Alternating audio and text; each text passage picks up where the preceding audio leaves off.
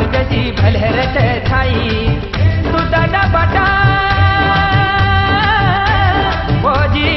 हूँ छे वो लाली हो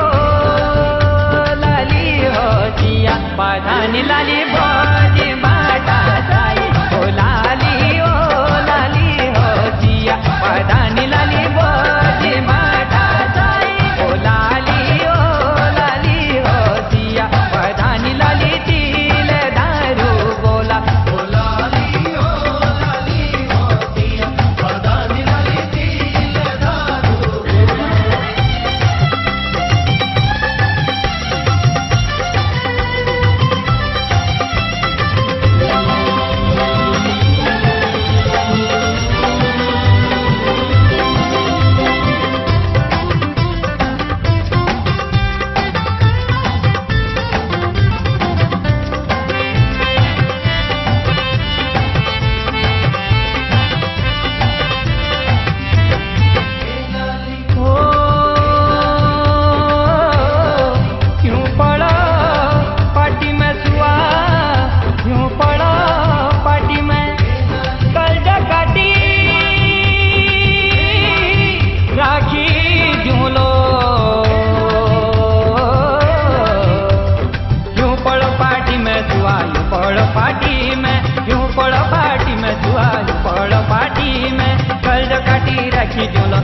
काटी रखी दिलो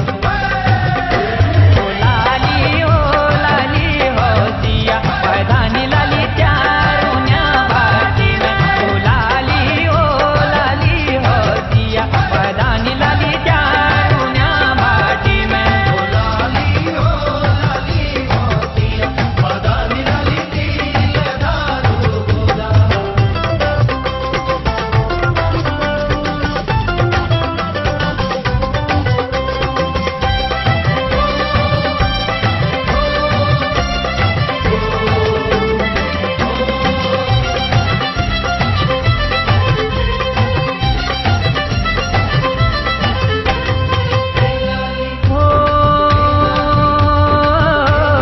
बाकर की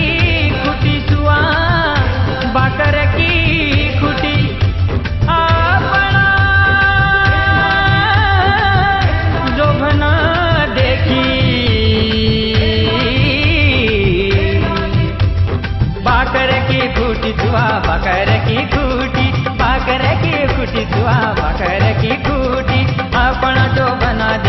अपना जो बना देखी ओ लाली हो जिया पधानी लालिया फिर टूटी ओ लाली हो जिया पधानी लालिया फिर टूटी ओ लाली हो जिया पधानी लाली तिल दारू